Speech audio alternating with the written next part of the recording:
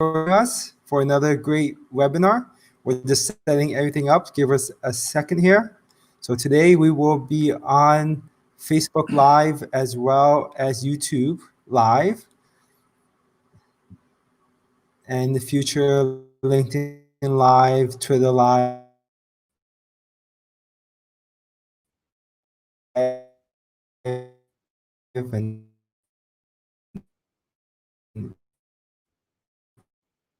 everything else live will be there. With your kids, get them into dentistry.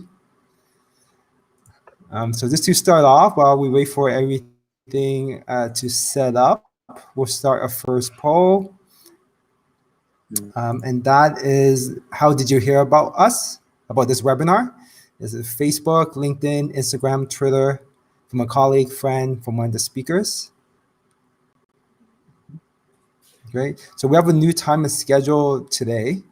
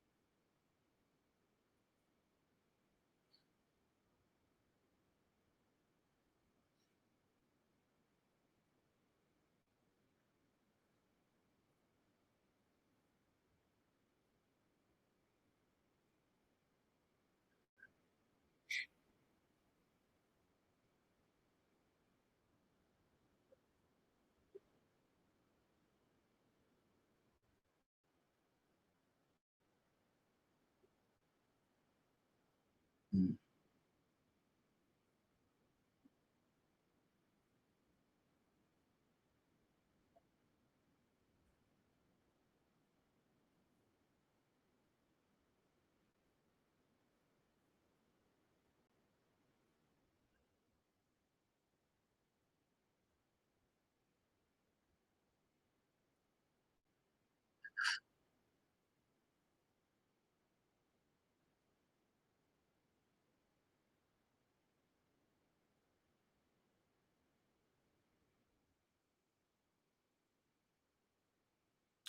We're ready.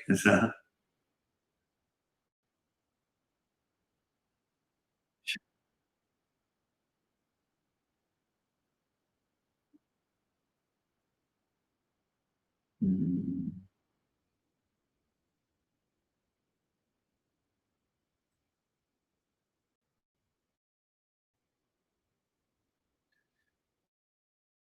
Okay.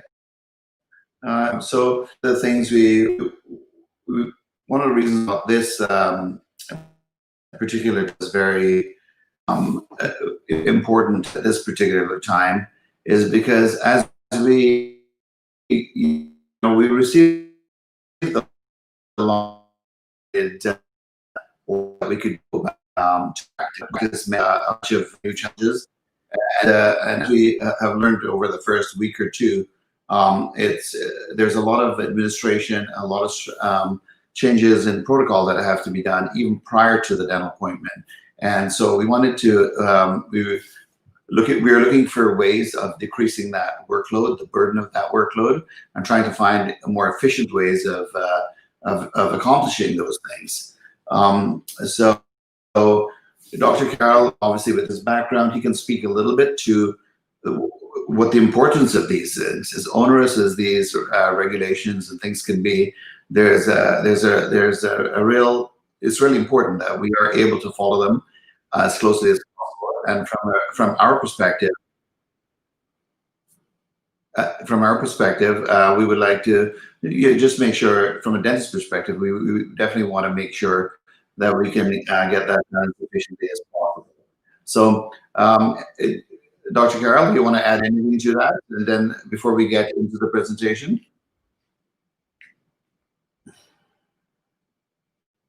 Dr. Carroll?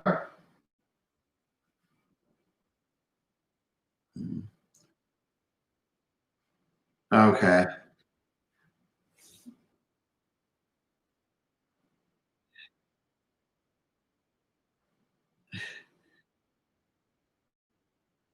Yeah. Your feed, it does seem to be going in and out a little bit, Dr. Carroll, but we can hear you. So,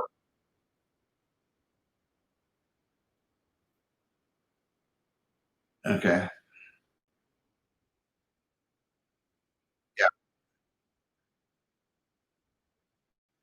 All right. I'll just go forward and let's continue. So that's a little bit of my background, but Sharky covered it already, so I won't waste any time on this. Um, Basically, I wanted to speak to mainly we're talking about the new normal. We've heard that term several times, and the new normal. The issue with this is that it brings many new challenges, some of which we've already discovered, and some of which we certainly haven't discovered, but I'm sure we will in the next little while.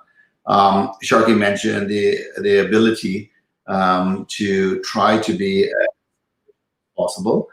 Um, this is one of those we're trying to these things as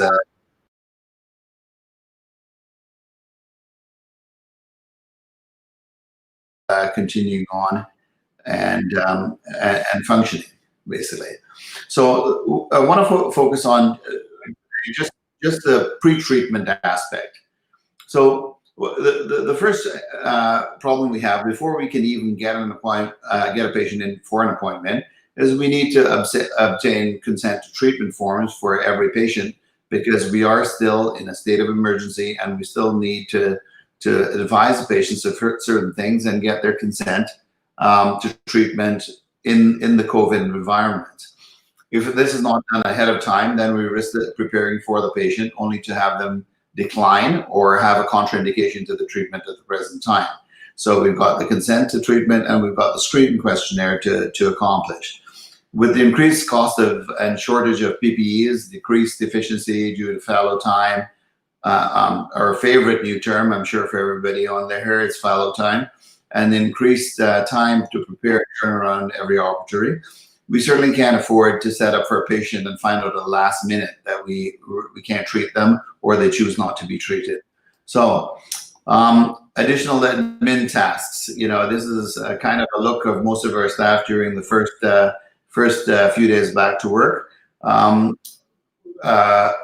We need to contact each patient, send them a consent form to review and sign, send them a screening questionnaire, ensure that their consent to treatment is returned, signed.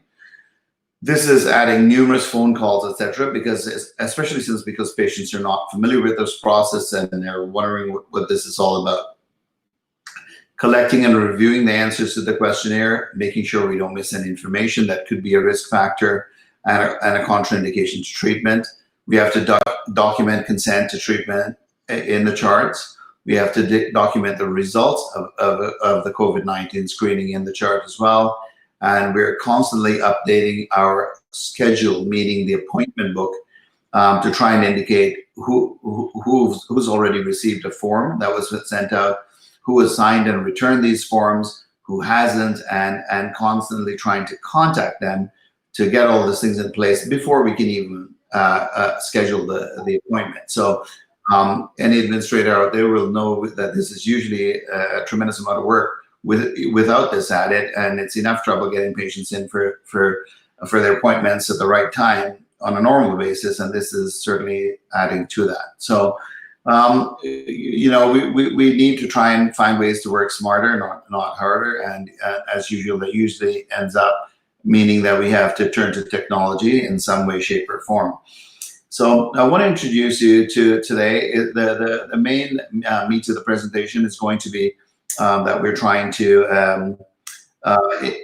I'm going to outline this screening module of SterilWize. SterilWize is an IPAC workflow management system, which you may have heard of, certainly getting a lot of publicity given the concern that most patients have going back to dental offices. They've been scared by looking at the news all the time and all the concerns. Patients are also finding out about sterilization and potentials for infection transmission and stuff like that. So it's at this time that we need to kind of SterilWize is very topical, and one of the more useful features now is the new COVID module that's being introduced, and it's allowing us to help to try and to start expedite and make this process, this unnecessary or necessary burden, a little bit more easy to tolerate. So I'll take you right through now in just a series of screenshots, basically, of the software, and as a way of indicating what the process is and how it's handled. So from the SterilWize dashboard, SterilWize is a tablet that's usually residing in the sterilization area, and most people are familiar with that. But there is a web app also, and that app can be placed on any computer at the front desk, and it basically runs this dashboard. Within the dashboard, you'll find the various aspects on the side, and we can locate patients easily from that. So I'll take you through what the process is of getting these screening questionnaires sent out and consent forms, etc. So the staff member basically searches by name, okay, and then they search that up for last name, any search for their name, bring the patient's name up, and essentially a pop-up comes up. As soon as they click on this link to share the link, we get this pop-up, which is already populated by the patient's email, assuming they have one on file. If they don't have one on file, you ask for an email. If it's an elderly person, you might have a son or daughter having to receive this email for them and help them fill it out. If it's a minor, you might need the parent receiving this email. So once we're communicating with the patient, we can determine if that's the right email or substitute it. Hit send, and we get a notification that the link was sent successfully.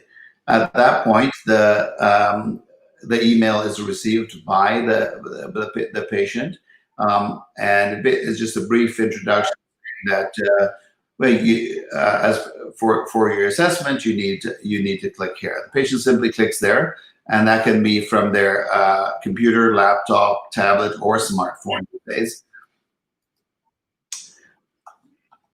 We first determine who is completing the assessment.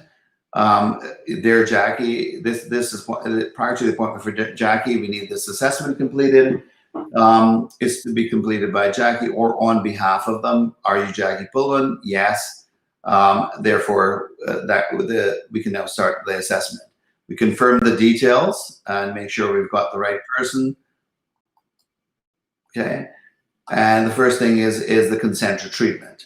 And in the consent to treatment are the questions which were basically laid out for us by the ODA and in their return to practice toolkit. So we've taken the most up-to-date version of this consent form and placed it in here. The patient can click on these and they can basically click to sign this in here, and that can be done from most smartphones and stuff these days. The next step is to proceed with the questions that we need to answer them for the screening, or get answered from them, sorry. So they're asked to put in their body temperature if they know it, or if they have a thermometer available. I think a lot of people have gotten thermometers in the last little while, and so we are receiving this back with a number of patients already having their temperature in there. You have any of these symptoms? And I'm going to go through these fairly quickly. Have you experienced a recent loss of smell or taste? Have you been in contact with confirmed COVID patients? Have you returned from travel in the last 14 days? Have you, sorry, do you have any of the following? Heart disease, etc. Autoimmune disorders. Thank you for completing the assessment. Now, in that assumption, I've assumed that the person just answered no to everything, okay? And we would therefore let them know that when you arrive at the office tomorrow, you should wait in the car and call us to let us know that you're here. Wear a mask when you come to the office. Attend your office alone unless the family member is absolutely necessary for support. We'll need to sanitize your hands, confirm your screening questions, take your temperature, and record your oxygen saturation levels. This is these notes can be customized by the dental office. Some people are recording oxygen saturation levels and some are not. The person clicks finish. So if the person answers yes to any question, they're asked to contact the office immediately. Now, they would also get something like this, which says, please call the office immediately. But also there's an alert sent to the dental office. One of the persons who completed the questionnaire that we sent has got a yes answer, and they might need, so somebody might actually need to get a hold of them and speak to them a little bit more about that. So that helps us or triggers our staff to know that there's something waiting there to be addressed. Our next example is just very similar, where someone else is taking the assessment on behalf of the patient. And we'll go through these quickly. In this case, the question would be, are you Jackie? The answer would be no. And then we get some details in terms of who filled out the assessment on behalf of Jackie, their phone number, and the relationship. Once they click start, the the screening questions start again. They're just phrased differently. So does Jackie have a fever instead of do you have a fever, etc. And we go through the same 7 or 8 screening questions. Okay. Now, one of the reason we don't ask, there are 8 in the ODA suggested toolkit. The 8th one is the age. We only have 7. The reason for that is we automatically pull the patient's date of birth, so that you can the SterilWize module will already know if they're over 70, and then there is a flag on that. So if you are making any special precautions, taking your special precautions for those patients, such as seeing them first appointment of the day, etc., you can be alerted that flag shows up, and we're aware that we might need to do something because that patient is 70 years or older. Okay. We thank them for completing the assessment. The notes are pretty much the same. And then again, once there's a finish generated, the office is now aware that an alert is sent to them, so they're aware that assessment is now complete. Again, if there's a yes answer, we would know to that. When the patient arrives at the office, of course, the new greeting is to shoot them with a thermometer. And in a lot of offices, we're taking the oxygen saturation levels as well. And the staff member is presented with this, which is essentially a summary, a screen summary, and it indicates the patient's unique ID. This is pulled up on a tablet. So as we greet the patients at the door, we can use this. Patient's ID, first and last name. We can verify everything, phone number, their age is there. And we can see their answers to the pre-screening questions. Okay. The only answers, the only blank spots in this area would be the temperature, which we need to record in office. Would put that in here, and we basically enter the saturation level that we recorded. We can confirm, because down here we see a snapshot of the consent form, consent to treatment, with the signature, and then the staff member would initial in here, basically allowing us, confirming that they have reviewed everything and it's correct. Once that's all done, of course, the patient then proceeds to their operatory for treatment. But we've captured everything here, really contactless. The patient hasn't had to touch any paper, or we haven't had to interact with them in any physical way prior to collecting and documenting all of that information.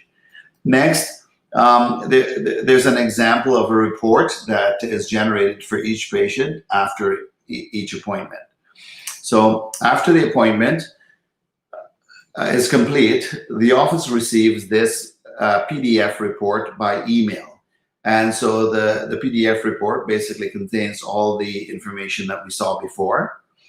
In this area, it has the name of the staff member. It has the temperature, which was input, the oxygen saturation levels on the first page, and a summary of the barcodes of the instruments that were used during that appointment. Now, if you're not familiar with SterilWize, you might not recognize this, but there are reports that are generated for each appointment, so that we can track which instruments via barcode were used on any patient for any appointment in that practice. And that basically those barcodes are tied back to the sterilizers, the sterilizer parameters, the staff members, which cycle numbers they were on, and essentially all of the data that was involved in the sterilization of those instruments, including the BIs, BDs, and all other pertinent data. So that's the first page of the report. And then the second page of the report is essentially a consent to treatment which we saw before. Now, the purpose of sending this back now to the office in a PDF form is that we can then upload this to the document center. Most practice management software has somewhere where we can upload scanned documents, or in this case, email documents in PDF format, and we can simply collect this this information, upload it to the PDF to the document center, and then we've got our COVID screening, COVID consent, and a record of the barcoded instruments can all be collected along with the documentation required, and that's all done in a pretty seamless manner.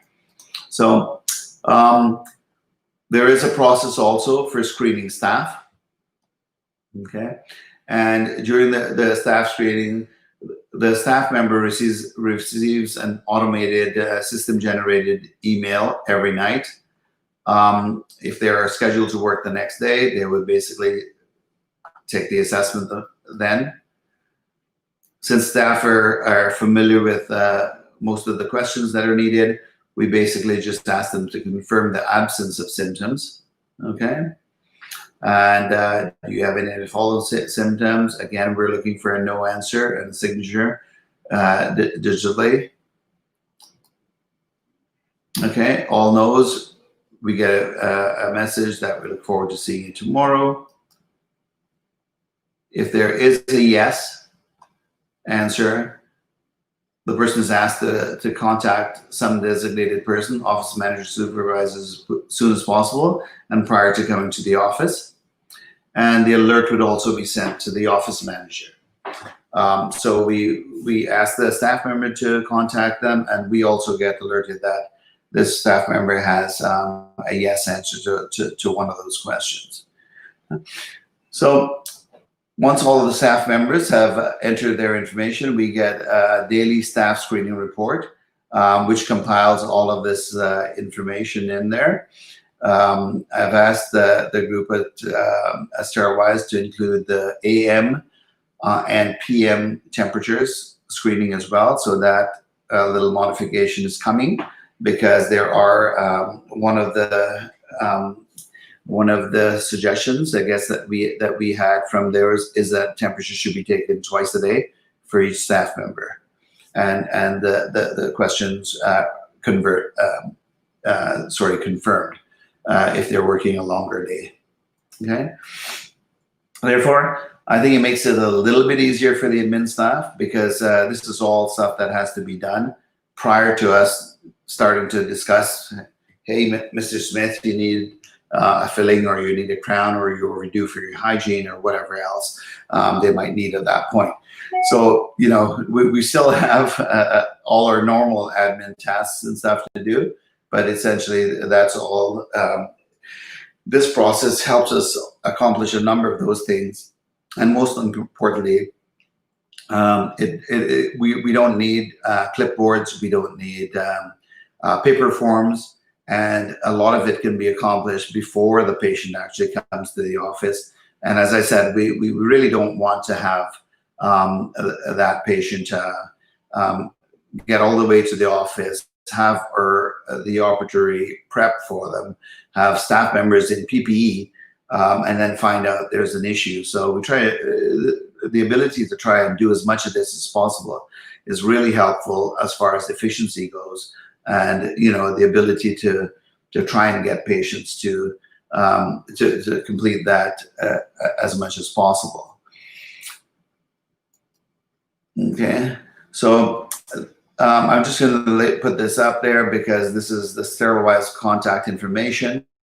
If anybody has any information or wants more about this module and when it's going to be, if they're interested in getting it, I believe this is a no charge module.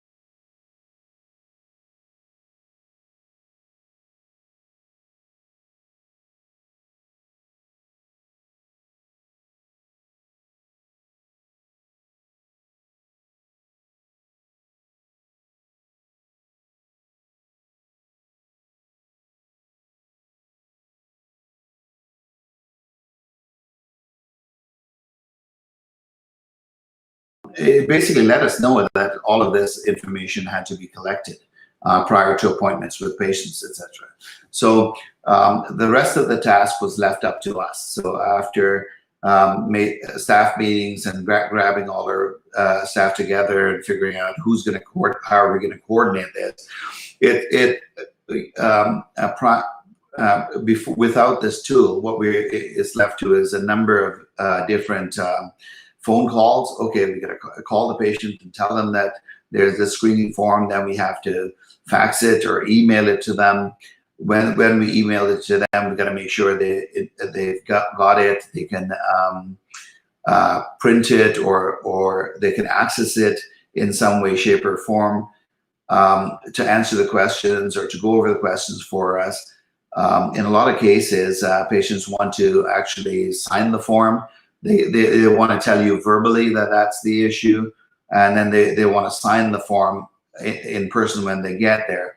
Of course, that means paper, that means contact, that means passing a pen and a clipboard back and forth, etc. All of which is kind of frowned upon before we actually know that the patient is sort of past their screening. So the task of emailing back and forth, did you get the email? Did it go into your junk mail? Do you have to print the email? How do I sign something digitally? Those things are all handled nicely if we use this screening module, because they're actually answering those questions into a secure database, and we're capturing that information at the same time. So it doesn't need to be, they don't need to print the form out, check the boxes, and then find a way of scanning it back or taking a picture and sending it back. It handles it a lot more seamlessly. In the dashboard, once those questionnaires are sent out, there's a section of the dashboard that allows us to see all the questionnaires that are out, which ones are answered and which ones are sort of been there for a while, and the patient's appointment is within 24 hours and we still don't have an answer back. And that alert could help the staff members to sort of get on them and just call them up and find out why they didn't respond and let them know that this is important. You can't just not fill out the consent, because as of right now, we can't see you if you don't have the consent form. We don't want you to arrive at the office and then find out, no, you don't consent, or yes, you have one of those symptoms, or you just spent the weekend with somebody who who was tested for COVID or something like that. So there's a lot of going back and forth. It's trying to coordinate between staff members. Hey, when did you send this email? How long ago? When did you contact that patient? When did they say they were going to get back to you? And it's nice to see most of that summary of the questionnaires that are out there, so we don't forget to follow up on someone. And it's a lot easier to manage the process, and it's becoming a lot easier, I think, with some of the suggestions that we've made so far and some of the things that are coming back that we expect back from the SterilWize team in the next little while. I think this process will become even easier.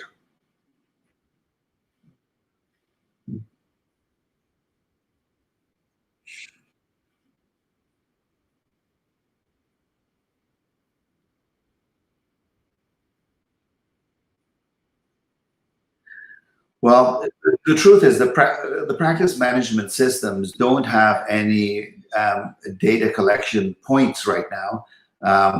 None that I know of anyways. And I use Dentrix, but other AbleDent and stuff like that. I'm sure they're trying to work on making a provision for these, but they're certainly not out to the dentists yet. So right now it's just kind of a makeshift thing. There are binders being used, clipboards, forms being printed out, manually checked in, and offices essentially have some sort of manual way of dealing with this. And obviously there's no automation there. It's easy for someone to get busy and and overlook a questionnaire that, let's say they even got the questionnaire back, but they didn't get a chance to go through it and didn't realize that there's a yes answer on there, that that person needs to be contacted immediately. Then you could get all the way up to the appointment and having the patient arrive, which no one's happy about. We're not happy that we can't see them. The patient's not happy that they can't be seen because, well, I sent you the questionnaire. Why didn't you tell me there was an issue, etc. So basically, it's trying to streamline all of those processes and head those off.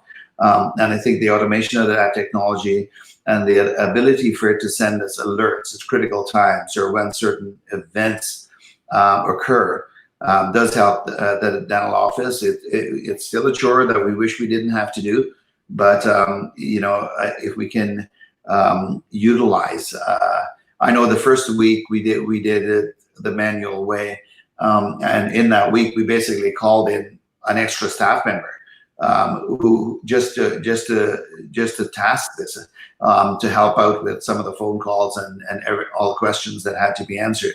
So in addition to our normal crew of admin people, we had to someone else, an extra body in, and obviously that's an extra salary and an extra expense, and we don't really want to get into too much of that. We've got enough problems as dentists or as practice owners. We've just taken a huge hit, and we don't need to sort of hire additional staff members to accomplish less work, essentially. So. Okay, so we have a question here. Can you get this without having the SterilWize system? I believe you can. I'm not 100% sure, but I'm about 90% sure. I believe that this app is being offered with the dashboard because there's some other features in the dashboard even that you might like. But yes, you can. I believe. I think I'm fairly safe in saying yes, you can get that. Okay, great.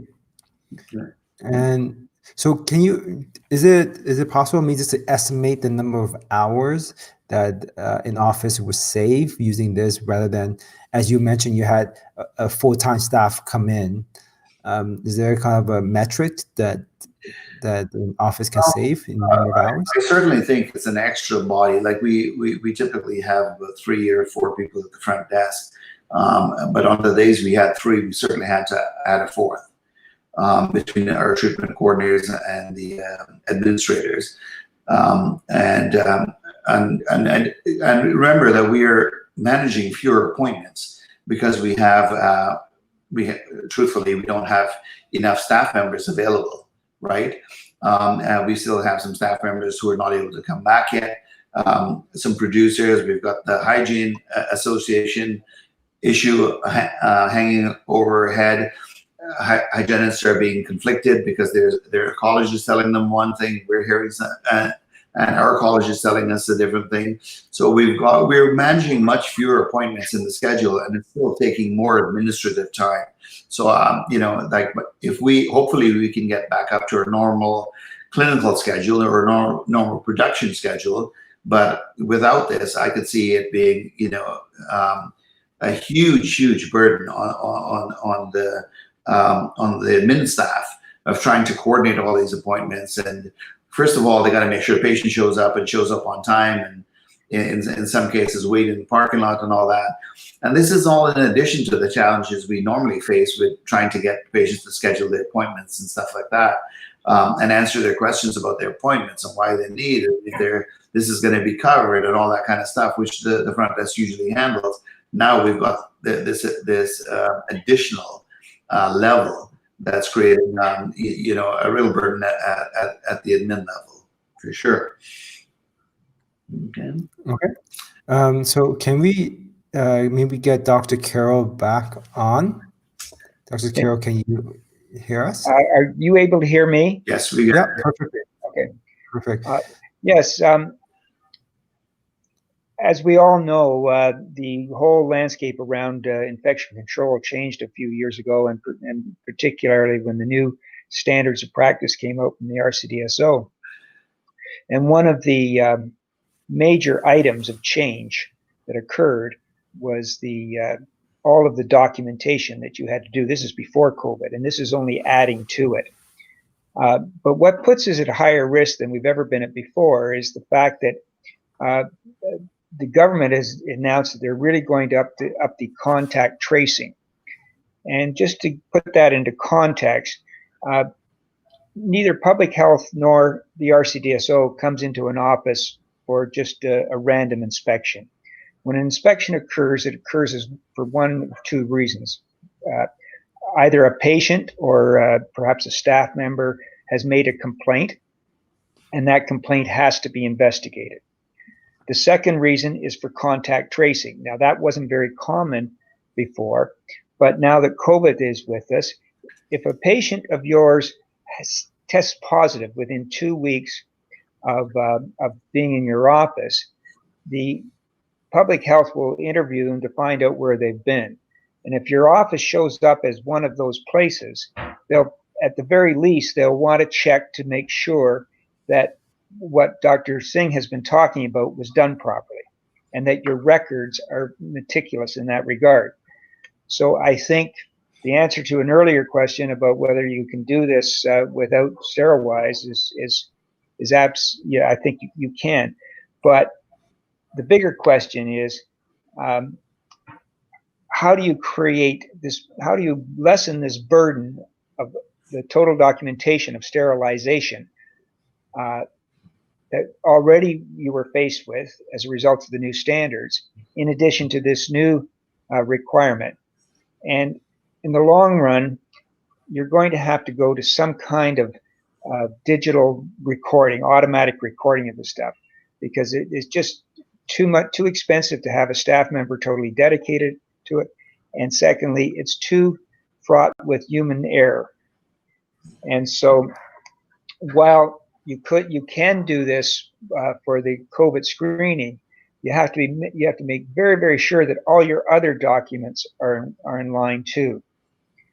Because even if they don't get real intense with the screening contact stuff, one of the things that I've noticed when I was on the complaints committee for the RCDSO is that quite often patients will complain when they want to blame somebody else other than themselves for their situation.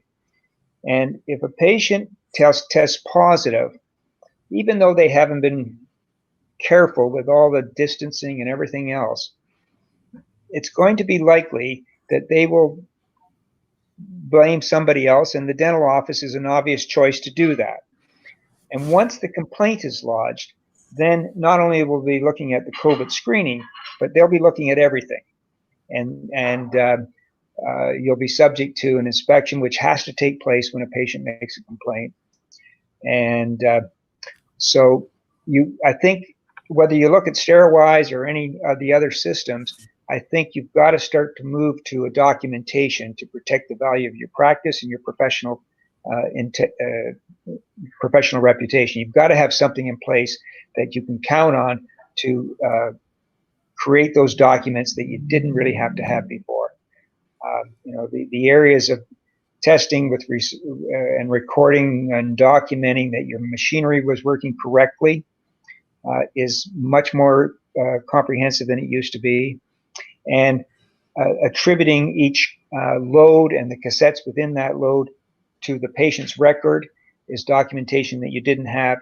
This is overwhelming amount of effort and expense if you're going to do it properly manually. So SterilWize was developed with basically with a value proposition that we could actually save you money. And I think that value proposition is pretty easy to support once you understand how much time it saves to get all this documentation. And when the COVID came in, the SterilWize tech people developed this app that you're being introduced to tonight in order to continue that philosophy of trying to get you safe, give you the peace of mind that everything's being done properly, that there's no human errors, and just cut down on the heavy staff time that is necessary to do it properly. So that's a long answer to Sharky's question about can you actually Does it actually cut down enough time to make it worthwhile? But I think when you study it carefully and you study other systems, you'll find that SterilWize can meet that promise for you. Great, thank you for that. And then about the time, about the whole SterilWize system, have you seen a difference, Dr. Carroll, about how much time an office will save? Because you mentioned that, I mean, it saves a lot once there's someone coming in for inspection, but overall, kind of collecting this data, what manual process or offices using now, and like how much time would that save them? Well, obviously it depends on the size of the office, but if we did do some studies on this, and let's take a dentist with 2 hygienists, maybe not one hygienist full-time, one hygienist part-time, in that sort of area, patient flow, we were looking at over an hour a day of staff time saving, which translates at $20 an hour over the month to a lot more than the system costs to buy, maintain, and maintain. But the extra bonus is the integrity of the data and the validation of the data that you have. And there's a bunch of other bells and whistles that this system have. We're not here, to talk about that whole thing, but which also create some of the things that the inspectors would be looking for.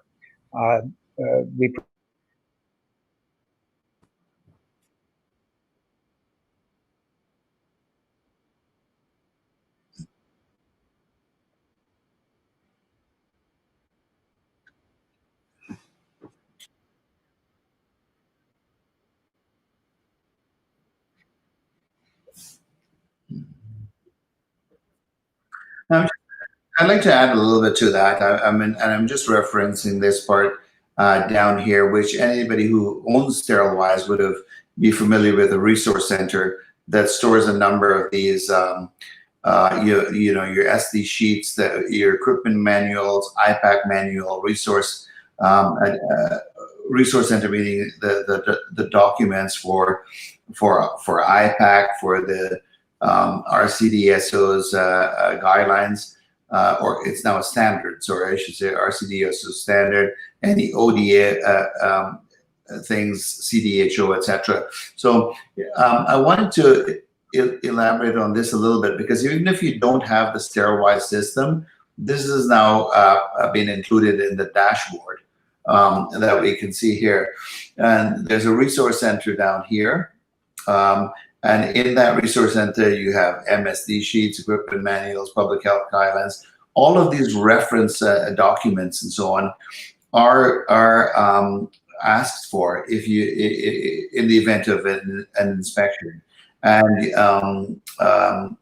Dr. Carroll can speak to this a little bit, but if someone does come in for an inspection and asks to see your equipment manuals, your maintenance schedules, your SD sheets, or any of the above, the last thing that you do want is to have a staff member scrambling, going, where the heck is that binder? I think it's at the front somewhere. I haven't seen it in a while.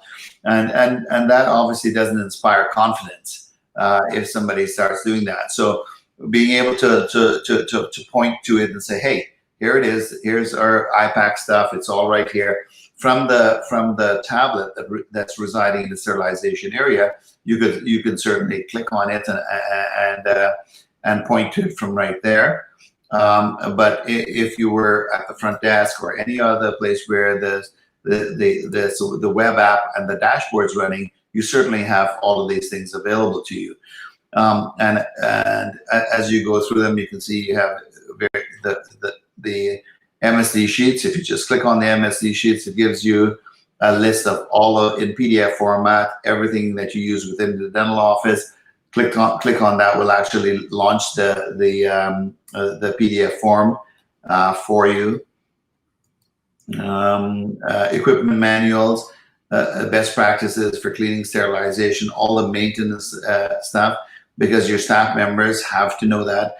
And one point to this is, under normal pre-COVID, I think we had kind of like a dedicated, most of the time, we'd have a dedicated staff member to the sterilization area. However, post-COVID, and when we're running on sort of fewer staff members, and the schedules spread out a little bit, etc., I think what we're finding is that we're managing by committee, and someone starts the process and then goes and they take a patient in, and then someone's finished their patient, they've got this fallow time to deal with, and so they go into the sterilization area and continue the process.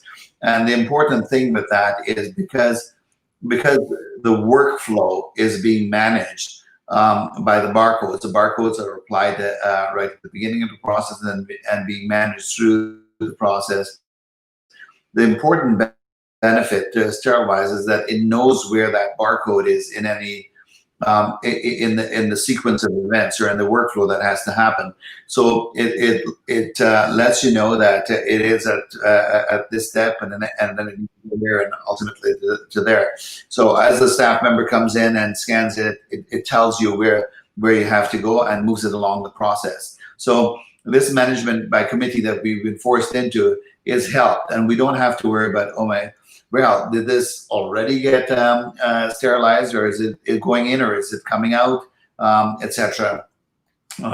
Because it's clearly indicated in there for us. So that whole process of managing the workflow becomes less stressful, because what we as dentists are worried about is that we don't want there to be an omission. You know, somebody forgot to do something. Oh, they did an implant kit, but they forgot to put a BI indicator in there with it, which basically means if you got inspected and they found that out, you'd be in contravention of the regulations, right?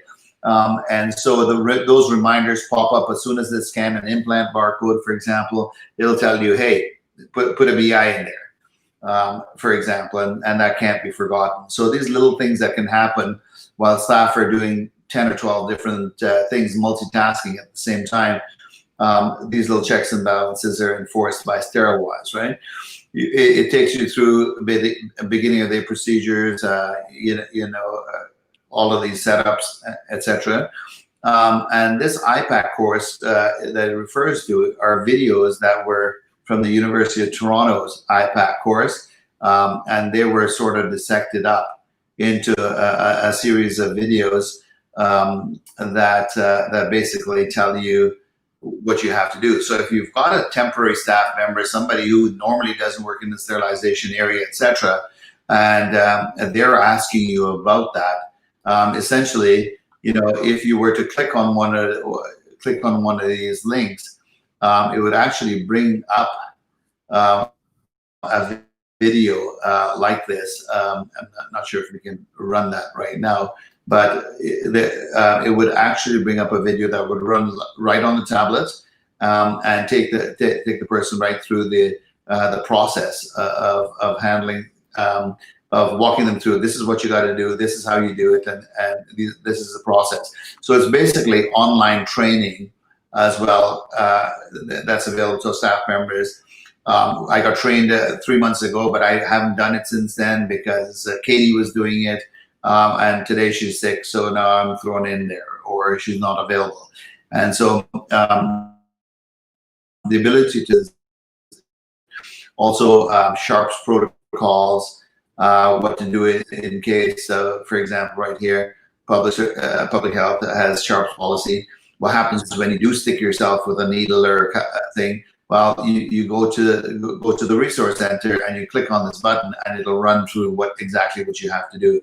So it's just a lot of the administrative or reference data that we have, and we have to be,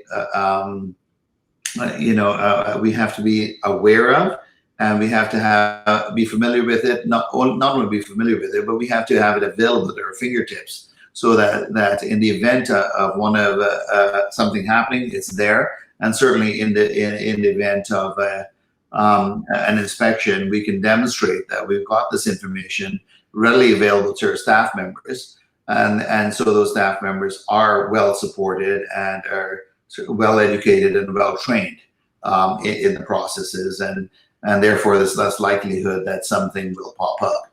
on that matter. Like that, Dr. Carroll says that it didn't really want to get, this is not supposed to be a SterilWize thing, but a lot of these questions have to do a little bit, more with that. Okay. Okay, great. And then another question here is, what's the recommended training and how much, just to use the documenting process we were discussing about, what type of training do you need to provide your staff? Okay, so I assume we're talking about the COVID-19 screening and the consent form. That is really easy. It's, it's very intuitive in terms of the workflow. You're sending out emails with a single click, essentially, on that, sending it out and receiving the consent forms back. It shows up in the dashboard, and basically you're just alerted when they're back in. No answers are all green, and red. Yes answer would have a little red flag next to it, but you're aware of which ones have gone out, which ones have come back, etc. So it's fairly intuitive once you walk through the dashboard and having a good idea of what you're looking for. I think once through, most staff members get it. So for you, Dr. Singh, how much time did you spend with your staff? To train them on getting up to speed with this, and not a lot, to get the truth. I just passed it on to my office manager, and she had them using it the same afternoon, basically. So okay, perfect. So we are running out of time. Before we want to go, I just want to touch upon a topic. So we actually have Dr. Raj Singh scheduled in again for to have discussion on digital dentistry, because I've met a lot of dentists, and Dr. Singh has the most comprehensive approach to digital dentistry, and he will be covering that in future webinars. Do you maybe want to kind of give us a general idea or philosophy of digital dentistry? Well, digital dentistry, a lot of when it first started out, I started using digital dentistry, I guess, in around 1994, 95, because I got into CEREC at that time, and shortly after that was followed by digital x-rays and so on. But in digital dentistry and same appointment stuff, where you could digitally scan, mill, and produce a final restoration in one appointment, that was kind of neat and cool and so on. At that point, the procedure became much more efficient, the materials became better, and all of a sudden we were able to produce restorations that was every bit as good as a lab fabricated restoration, if not better, and turning it around in one appointment. So the efficiency for me at that point was that as we did these things, we always had to worry. We booked the patient in for the traditional, if we were doing traditional dentistry, we would book them in for their prep appointment, finish that, temporize them, send them away. Then they would have to schedule another appointment and potentially have a second appointment where they change the appointment 4 times and they no-showed once, etc., before we actually got that insert appointment back in place. Meantime, their temporary fell off, so they came in to sort of have that bonded back in, all of which is wasted time. And it was an annoyance back then, and it was nice to be able to start and finish the process in the same appointment and send it out the door. Now, when we add COVID to it, and the amount of screening and the PPEs and everything else that we're consuming, I think digital dentistry takes on a whole new. There's a whole new list of benefits for it, because if we can finish that process right there, not have to reschedule the patient, not have them to go through another screening, not have to have them go through possibly another consent, and have things change before that second appointment, not throw our PPEs out and use another set of PPEs and a whole other cleanup and another follow time to produce the same final restoration. I think it's much smarter to keep the patients there, do the longer appointment, finish what we started, and it's more efficient for the dental office. I think it's even better for the patient because you don't have a temporary falling off, you don't have your tooth getting sensitive in the meantime. The final restoration is on at the same time, and you're able to go. That can only be accomplished with digital dentistry, with a CEREC scan or 3-shape milling systems or something like that. So we're finding that those aspects are becoming even better. Now we're doing a lot of digital screening, of course. Teledentistry is a new term also, and the ability to have digital X-rays and even to go back into the patient's chart and have them jump on a Zoom meeting and show them their X-rays or show them their intraoral photographs that you had before, and get consent to treatment or discuss treatment options with them.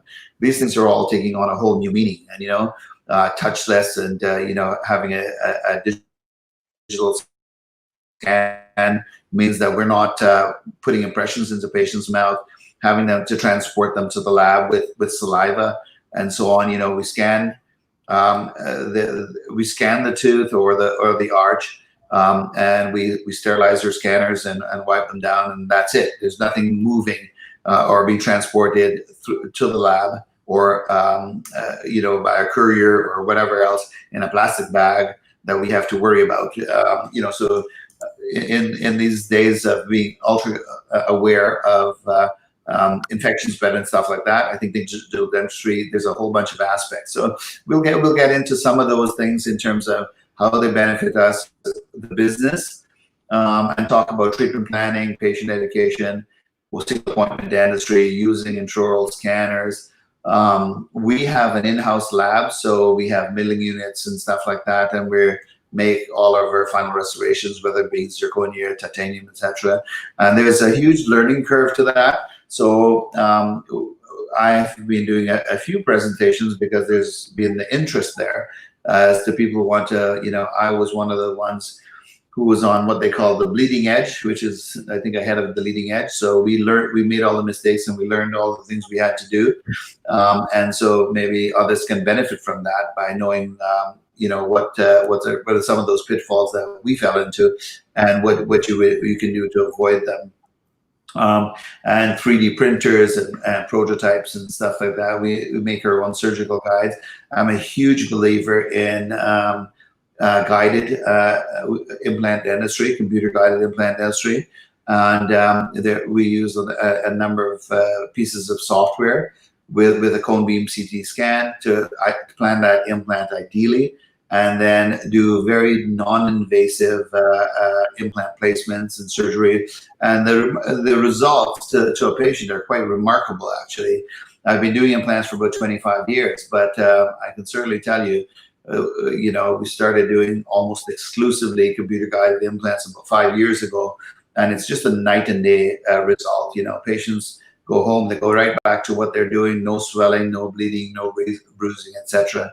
And they almost can't believe it. And it took me a while to believe it also, because I was doing the traditional implant placement, lifting flaps, reducing bone, and had to contend with the bleeding, the bruising, the possible post-op infections, the edema, and all that type of stuff. And we really moved that along quite well.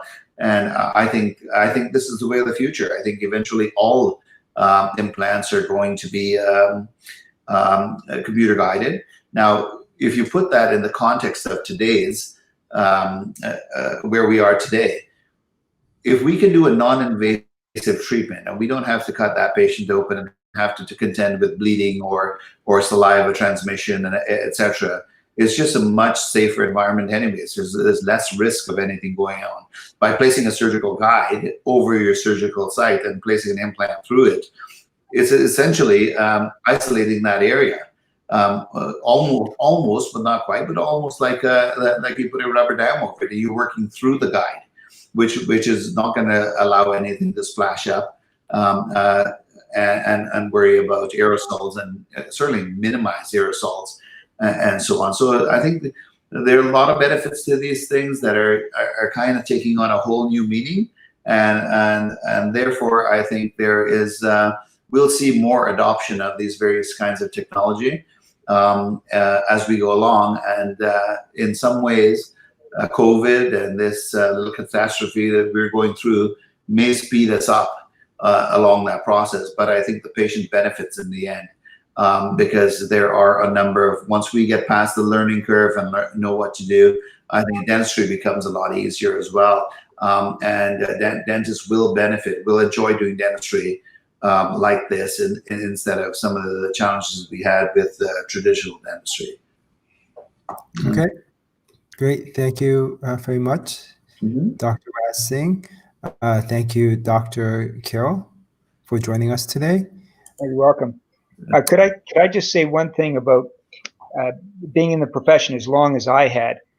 Whenever new technology came in, there was initially quite a resistance to it. It took a long time for people to sort of get their heads around, instead of having their front desk write everything out about what was done and how much they charged, and having paper records for all their financial records, to get computerized systems in. I put one in 1984, and I was one of the first 100 dentists in the province that had that.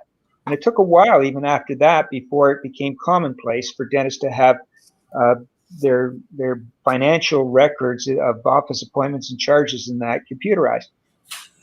And then, we moved into electronic records, and it's taken a long time. Some people haven't really got there yet for the actual day-to-day records. Digital x-rays, the same thing. But if you just imagine doing all of your financial records by someone in the office, writing all that stuff down, how much time that would take compared to having what you have now. And the same thing applies today to some of the very cumbersome documentation that new government regulations are requiring dentists to have.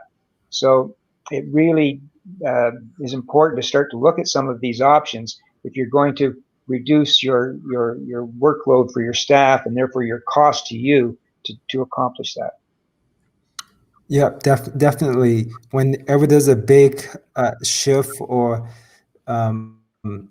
anything big happens in society, like the financial crisis or anything such as a pandemic, there's a big shift in things that are implemented, and it accelerates a lot of things, right? I think digital dentistry, definitely it is.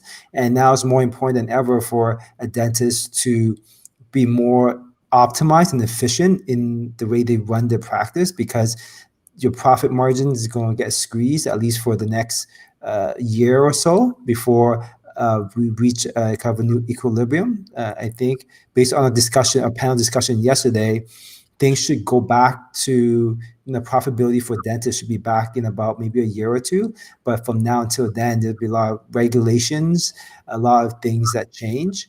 The dentists that will succeed will be the ones that are using the best practices, staying up to date, like watching all of our webinars, hearing from the best dental experts in the industry, and applying what works. So thank you everyone for attending. And Dr. Singh, you kind of touched upon teledentistry. So we do have a speaker next week, Bonnie Gross. And I've actually took her webinar, and that's why I invited her on. She will be teaching you how to speak with presence and charisma to increase case acceptance in virtual consultations, or also known as teledentistry. The reality is that we're going more digital. Patients might not feel as comfortable coming into your office, so that you will be using more Zoom or more Skype to do these calls, and a lot of dentists are not used to that. I know, because we shoot a lot of videos with dentists and they just hate being in front of the camera, but it's quintessential going forward, and she will be teaching you on how simple, easy techniques, how to be more comfortable in front of the camera and have a better presentation skills, which will add to your case acceptance. She will be coming in next Tuesday, so make sure you sign up. You'll be redirected after this. Thank you everyone for joining us today. Have a good evening, and we will see you Thank you. Thanks, again Turkey. next week. All right. Good night, guys.